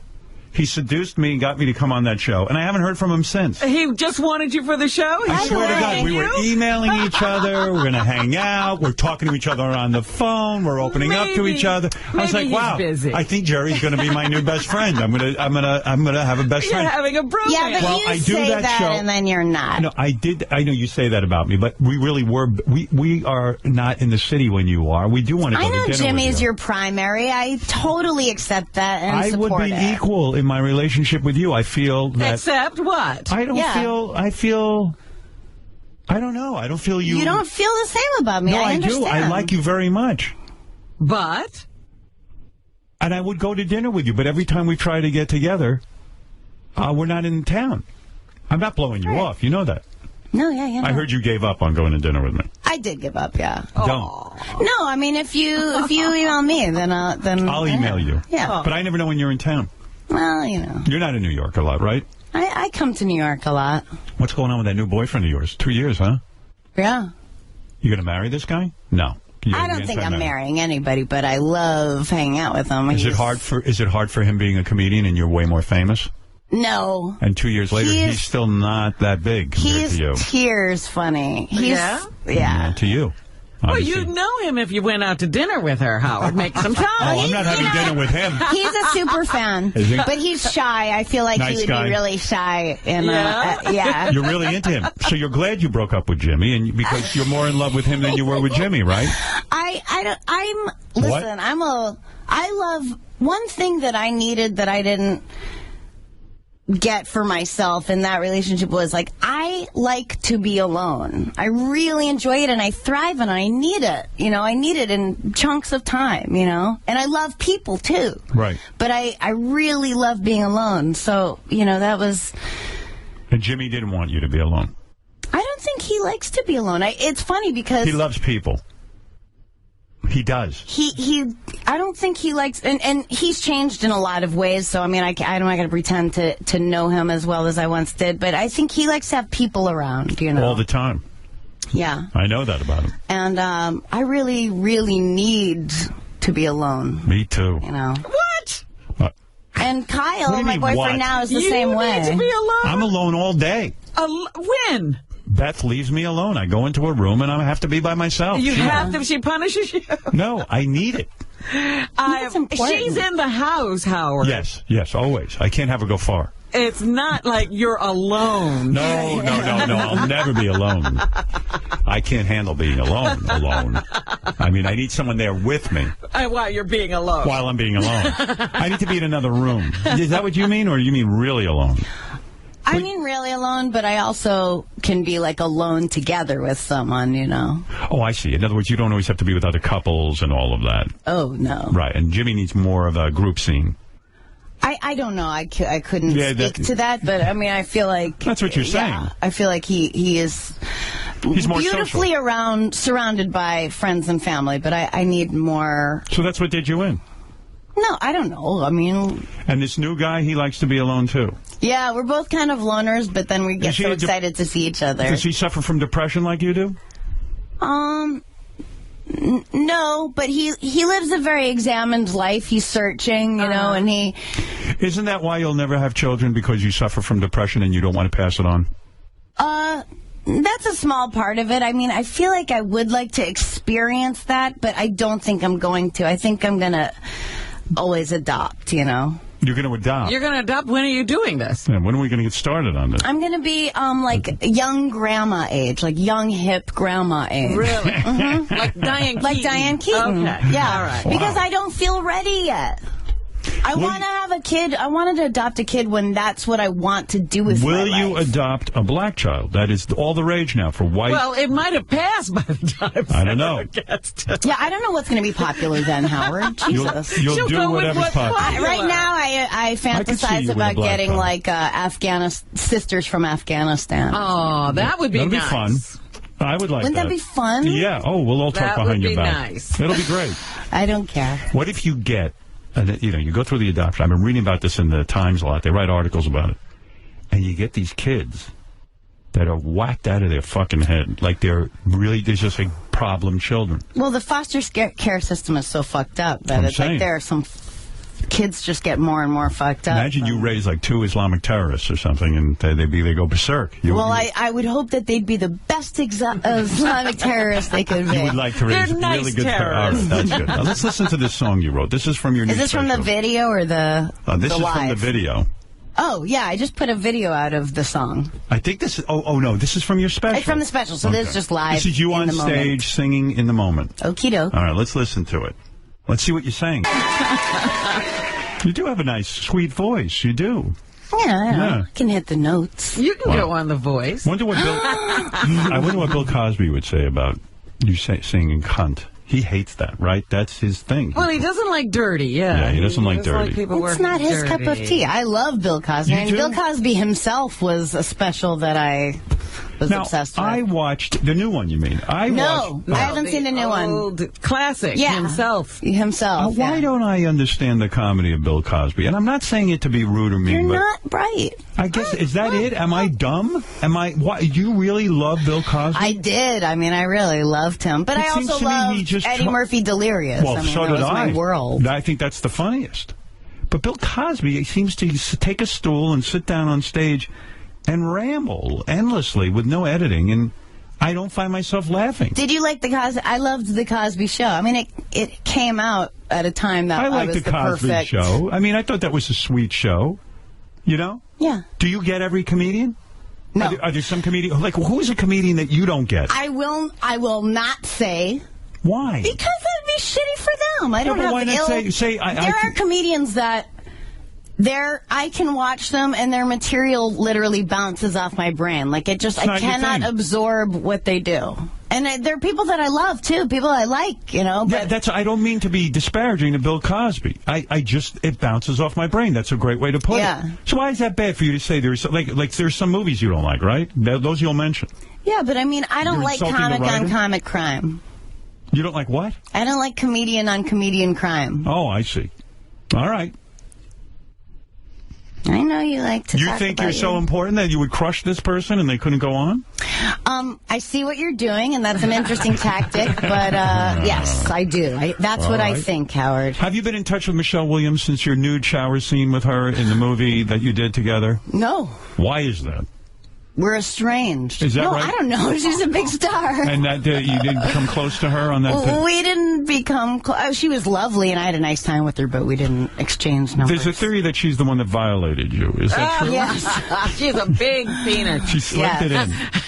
She, like, scissored me. Wow. Well, listen. By the way, now I wanted to ask you, what is your opinion of the Obama presidency? Now, you were a big supporter. You met him, right? I met him briefly, yeah. Were you joking when you said, when you met the president, that he speaks much blacker, like a black dialect? Yeah, he's like, hey, Daddy, why we live in a big house? Hey, hello, Dad. That's your impression of No, but seriously, what, Spielberg's kids. You said that... you said that... No, I didn't say that. You said that he has a different affect when he is not. I 100% never said that. I have it right here. I have it right here. Well, then it must be true. No, he was like eloquent and amazing, and he has a swimmer's body, and he's just like solid muscle, and you're just mesmerized. Aren't you worried about a president that works out that much, that he should have a solid body like that? No, he should be strong. Well, I'm getting a little pissed at all of this leisure activity. I'm like, now, why was he at the basketball game? This healthcare thing is ridiculous. Absolutely. Somebody needs to get a handle on that. But that's like correcting a website, right? Well, yeah, but he's not the actual person putting the website there. Yeah, but he should be so pissed he's getting to the bottom of it. Yeah, or like not seen in a basketball game. That's right. Yeah, don't be seen in a basketball game when the shit's hitting the fan is what I'm saying. Yeah. Now, I voted for Obama. They put a shitty website out that is so stupid, but it's not, bringing us to war over fake weapons of mass destruction. It's a shitty website. It's not a shitty program. It's an amazing program. It's going to get a lot of people affordable health care. You're making a lot of sense. Agreed, but what are you thinking of him? I mean, are you happy with his performance? Is this what you expected? Yeah, I am. I mean, there are certain things that, he signed some bill that had a grandfathered in the Monsanto stuff, and I go, Michelle could not be fucking him right now. Like, that is her whole agenda. Right. And it's crazy what passes as food in this country. You got to meet the president because you supported him, right? I mean, you really went on the line for him. Yeah. I mean, it was an exciting meeting, like in a hallway at a hotel, but I'm not fooling myself that right before he walked in, someone probably went, our name is Sarah Silverman, she made a video for you. You know what I mean? Right. And it was cool. It was a cool meeting. Very cool. Yeah. We talked about Pixar movies. Can I play this? What is that? I got a video for you. I got a You're gonna play a video? No, just a very short message recording from Bill Maher. From Bill? Because I know that you've been Wait really a minute, mad at from him. Bill Maher? I am angry with Bill. Okay, can I just play it into air? You play it? Can you Hi, Sarah. Good luck tomorrow on the Howard Stupid Show, okay? And tell him he's a piece of shit for saving animals. And tell him the ones who give them back to kill shelters aren't cowards. It takes courage to buy an animal, take it home, not love it, and give it back to people who will kill it. Okay? Thank you. That is good. Who does that impression? That's my boyfriend. Wow. He left it. He doesn't do impressions in his act or anything, but he can do. I mean, he can do Gary, Ronnie, like he does everyone. But why don't you bring him in? Let me hear this. Because he's a comedian when he's on stage. He's so great, but when he's so shy that he doesn't like that feeling of being like a dancing monkey. Like I'll go like, oh my god, do your impression for blah blah blah, and he'll just be like, But isn't that a weird thing? Like, here's a guy who's a performer, an entertainer for a living. He goes out on stage. He can function fine. And then he gets in the room, and he doesn't want to be on the spot. I mean, if he's comfortable, he totally hams it up. But he's. I will have to do that dinner with you. Meet this guy. See if I approve. I mean, it has been 2 years. I was waiting to see if it lasted. You know what I mean? Kyle Dunnigan. Didn't that sound like Bill Maher? Yeah. No, it was good. I liked it. He's a super fan, so he left that on my machine last night. All right, listen, don't, all right, a couple of people want to say hi, and then I'll do your plug. Don't miss Sarah, the comedy specials, We Are Miracles, debuting this Saturday night, 10 o'clock on HBO, and the new music video, Diva. You actually have your own YouTube channel. Yeah, Jash. Jash, J-A-S-H. Is it supposed to be like Gash? No, it's we wanted to have Josh.com, and then it was like $1 million to buy it, so we're like, oh, fuck it, Josh. What does it matter what it's called? It What is doesn't matter. Josh.com even? It just sounded like some dude's name. Oh, I see. Stupid. And it's your, and you put out your own things. Myself, these comedians, Tim and Eric, Reggie Watts, brilliant, and that actor Michael Cera. And we, You all have a together, channel. we have this channel called Josh. You making any dough with it? No. Oh, that's what I figured. King of all blacks, go ahead. You're on with Sarah Silverman. Hey, King. Hey, that story that you was talking about where the guy put his bone on you almost had me finished. I'm glad. Oh, you're such a silly. You were going to come from that? Yes, Joe. Every time I see her, my dick gets hard. Every time. When you was telling that story, I was like, you should be complimented that the guy found you that attractive to do that. You're so right, King. Thank you. He's got a really, I heard him on that Lieberman show last night, and King was talking about how, like, he understands abusing women. Oh, my God. No. Yeah. You should move to Topeka, Kansas, where it's legal to beat your wife. No. I didn't say that. I said that after about 3 times that a woman stays with a guy that beats your ass, don't you look at her? Like, you can't keep looking at him.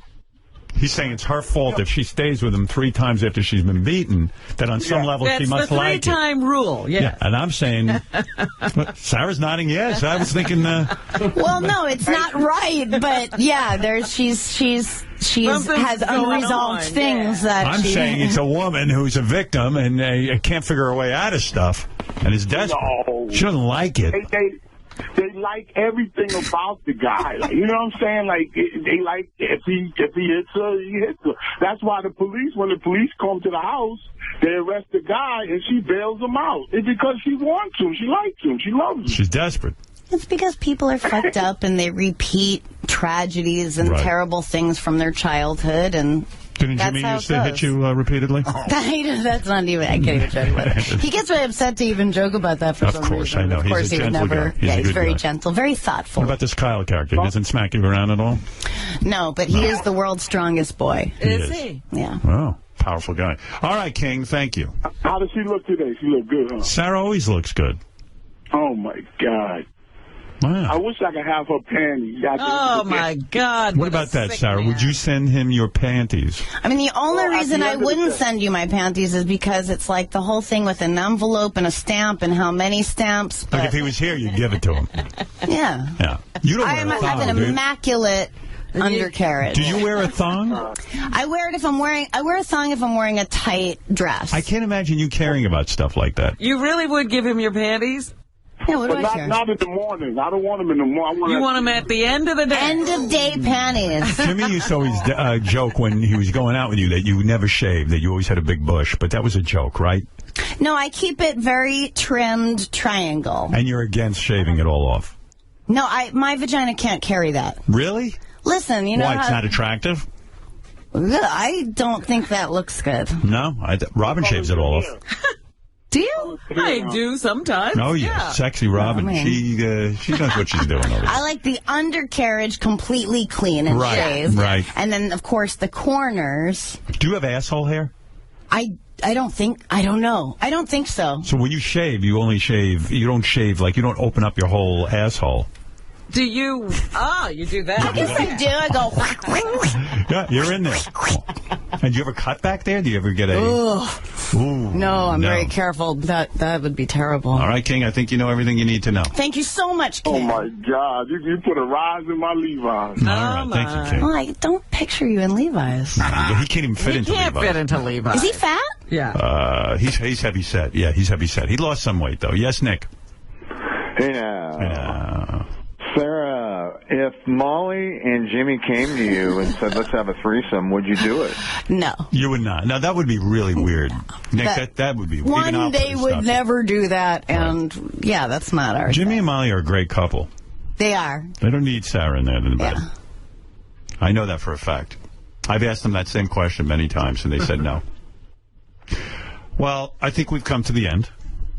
I feel like we covered everything we need to cover. I, again, beg of you, Sarah has put all of her eggs into this basket. We are miracles.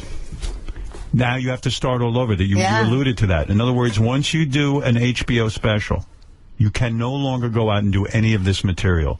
That's crazy. Maybe in Europe if it hasn't hit there yet. And HBO doesn't even pay you that much money for this. So these are all your thoughts and ideas, and now they're like, you can't go around the country and make money with them. Yeah, I mean, I feel like I could hone that stuff forever. Like, there's already stuff I did on the special that I'm like kicking myself because I figured it out more, but you have to let it purge it. That's it. It's done. Yeah. You'll never do those jokes again. Right. I mean, I'm not as prolific as a Louis C.K. It's going to take a while, but How long will it take you to come up? Now, an hour of material is what you just purged, right? Yeah, I probably have like 10 new minutes right now. 10 minutes. If I told you to get up on stage now, all you would have is 10 minutes. 10 not strong minutes. Really? Yeah. How do you know they're not strong? You mean you've gone out and tried these new 10 minutes Well, I and they mean, bombed? you know, no, sometimes it does well, and I know that they're laughers, or sometimes things bomb, and I know it's good. It just needs that word Something. or that pause or something. Is there anyone that helps you with that?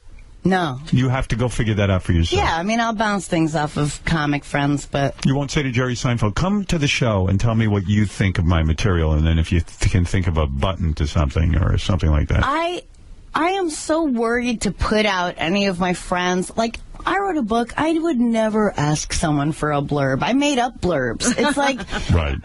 I feel so, even with the audience, I worry that, are they sitting too long, or should I end this now? You know, like, I don't like putting people out, you know, and sometimes it's a detriment to me, because someone like Chappelle will go up and he'll work for a few hours, and there'll be long pauses and there'll be dips, but that's how he gives birth to brilliant things that will come up, you know, but I get so worried about the audience. Oh, you know? would it be great to just get up there and be so free and then just try stuff out, and if it tanks, it tanks. Well, I do that. I mean, I definitely try things, and I plan on bombing for the next few months. And is that going to be horrible? Because people are going to come, they're going to go, hey, we just saw Sarah Silverman, she was great on HBO, blah, blah, blah. And now, ladies and gentlemen, Sarah Silverman, you come out and you're like, you know. But I wouldn't book some big money gig and do that. I go to UCB, where the kids pay $5 to get in, and they love comedy, and they're into the process. Right. Jeez, what a job. It is a job. You guys have quite a job. Do you sit down and write every day? Like, do you spend 4 hours a day writing? No, like, I should. When I do, I see such a big difference, too. That's what they say, like in writing books and stuff, that you should sit for 4 hours, 5 hours. I'm reading this book by this guy, Japanese author. He says, if you're going to be a writer, he's talking about novels and things, you got to sit down 4 or 5 hours a day. Discipline. It's a job. And sit there and write. I don't care if it's funny or not. Yeah. Write. And as a comedian, I guess you just sit there and write funny thoughts? Sometimes, I mean, there are different things you can do. You can, like, never lift your pen from the paper, and you have to just keep going for 5 minutes. And like a writing exercise. If there's any kind of anything in there, it's worth it. Yeah, that's a stream of consciousness. And you won't do that every day, even though you know it makes you better. No, but I'll do it. But, I mean, I'm not, you know, comics are lazy, you know, and I'm somewhere in between being lazy and being very anal, you know, so... when I'm focused, I work hard. So in order to come up with jokes, you have to sit there and write. Yeah, I need at least 20 hours of sleep a day. Really? 20? So I don't have... Yeah. It's only 24. Because of your depression? No, I like to bank sleep hours, because I really need sleep to be sharp, you know? Right. I'm a very fragile flower. Yeah, I understand that. I'm the same way. Yeah. 20 hours, Howard? Come on. Well, I was being sarcastic. She's depressed. I was stretching that it a still little, sounds Robin. like you sleep a lot. Robin probably sleeps like 3.5 hours a night, and then She's she all gets perky. up. Yeah, she tells me, I only need 3 hours. I never said I only need 3 hours, but I can get by on 4. Yeah, she really can. All right, listen. You've monopolized the entire I know. Believe me. Don't miss Sarah Silverman. The comedy special. I like when you put that pocketbook on it. It makes so much noise. I mean, wait until we go to the commercial. Put the pocketbook on. I don't have that kind of time. You're so busy. Sarah, congratulations on an HBO special. I think it's great. What's the matter, Gary? She has to go now. What is that? She has to go now. She has to go now. Pulling her out? She's doing a TV show. All right, take it easy. What TV show are you doing? Live with Kelly and Michael. Oh, wow. That's way more important than this. No. Absolutely. Nothing is more important than this. Don't miss Sarah Silverman's... Are you going to wear that coat on the TV show, or are you going to take off the coat? No, I'm wearing a dress with heels for that. Yeah, that's what I figured. Don't miss Sarah Silverman's comedy special, We Are Miracles, debuting this Saturday night, 10 o'clock on HBO. And check out Sarah's new music video, Diva. Yeah. Liberally using the word cunt on her YouTube channel, Jash. And we'll be back right after these words. And now, listen in as evil David Letterman prepares for his appearance by stuffing his face.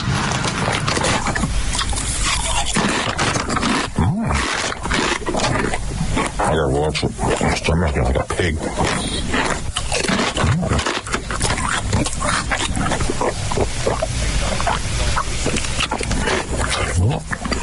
I dropped one. Oops. They're actually pretty good. These are good. Sorry about that. I didn't have anything to eat today. Want to try one? No. They're really good. Oh, fuck it. I'm going to take a bag. I don't care if I'm a pig. The Howard Stern Show.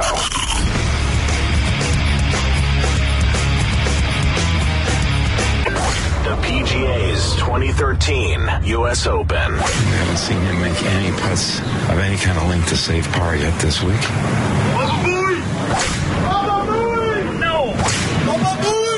Through all of those years, has never given up an ace.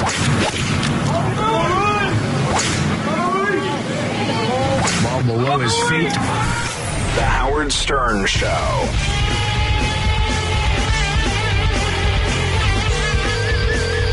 Hello? Hi, I'm looking for a history tutor for my son. He's in the 4th grade.